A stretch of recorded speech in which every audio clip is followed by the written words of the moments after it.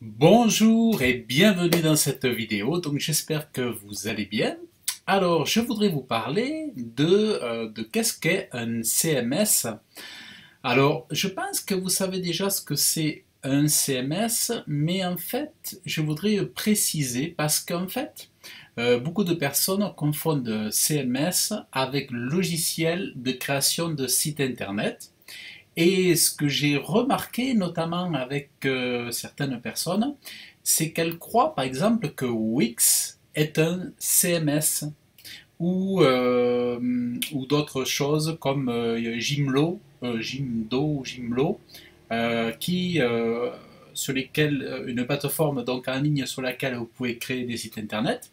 Beaucoup croient que ce sont des CMS. Or, comme il y a une confusion à ce niveau-là, eh bien, je voulais vous faire cette vidéo pour vous faire comprendre ce qu'est un CMS et ce que n'est pas un CMS. Voilà. Donc, alors, je vais vous afficher, tac, tac, tac, euh, je vais vous afficher mon diaporama. Alors, donc, un CMS, en fait, c'est quoi? Ça veut dire en fait déjà Content Management System. En français, donc, ça veut dire système de gestion de contenu. Donc, c'est voilà, système de gestion de contenu. Euh, alors, on fait quoi avec un CMS? Donc, avec un CMS, vous allez pouvoir créer en fait un site internet, par exemple, comme WordPress.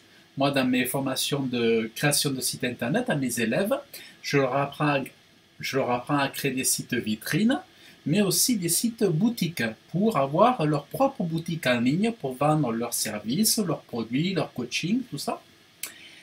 Avec un CMS, qu'est-ce qu'on fait? On gère, donc dans le jargon un peu plus professionnel, on parle de administrer ou d'administration.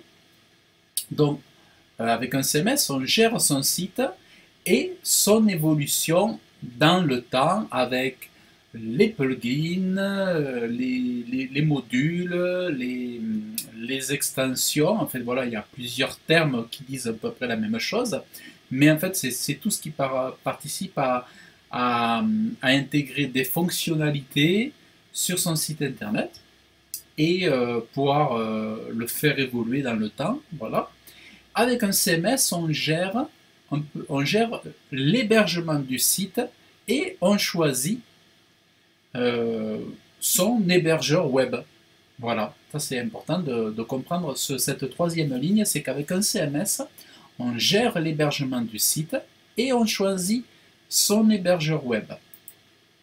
Donc, quelle différence entre un CMS et Wix? Ben, en fait, tout bêtement, c'est l'hébergement. Avec un CMS, on gère soi-même l'hébergement.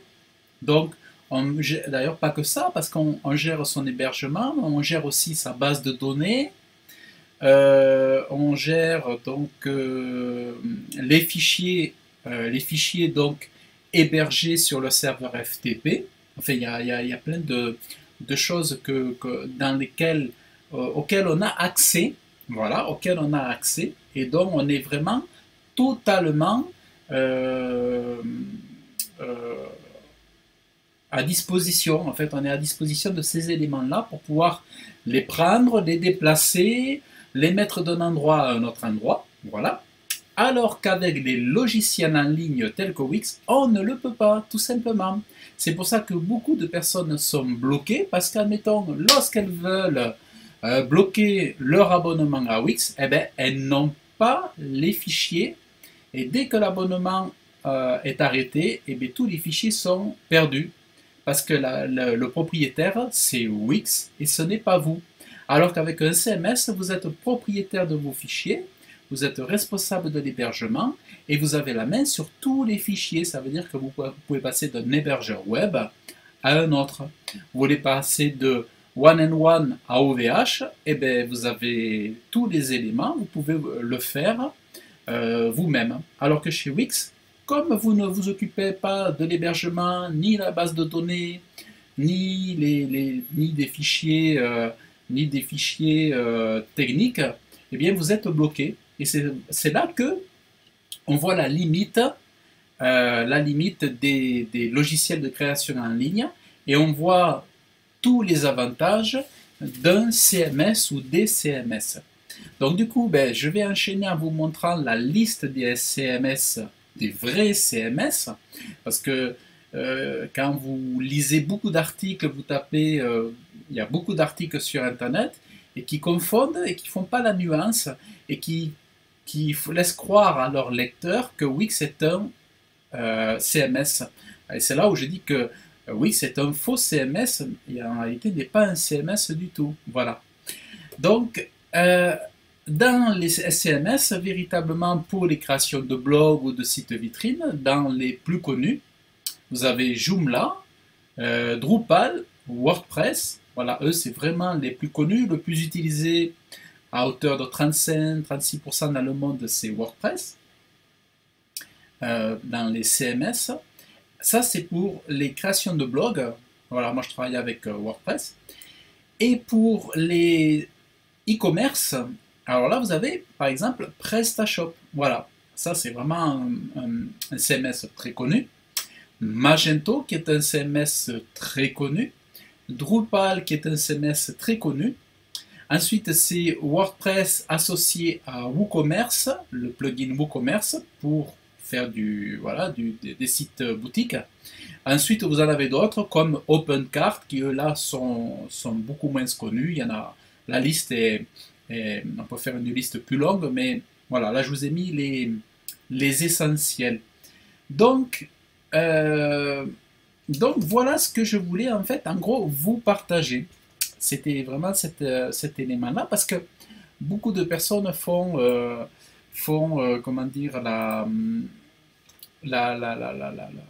la confusion en fait. Et pourtant, c'est quand même hyper important parce que bon, moi j'ai des clients qui étaient sur Wix. Ils avaient des problèmes pour leur référencement naturel, impossible d'être bien référencé. C'est mission très très difficile pour être référencé avec Wix. Et aussi, si vous voulez changer de fournisseur, de prestataire, d'entreprise, eh bien, si vous quittez Wix, vous perdez tout votre site internet. Donc voilà un petit peu le problème. Et donc cette vidéo vous permet de comprendre en fait. Et c'est vrai que si vous tapez sur internet, vous allez voir il y a plein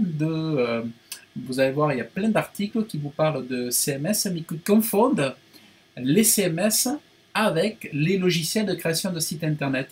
Alors par exemple moi ici, alors là j'avais fait un article. Alors on va aller voir sur mon site. J'avais fait un article avec justement, j'avais fait une liste des logiciels de création de sites internet et j'en avais mis une bonne tartine. Donc si vous êtes vraiment intéressé par des logiciels de création de sites internet, voilà, là j'en avais mis une dizaine.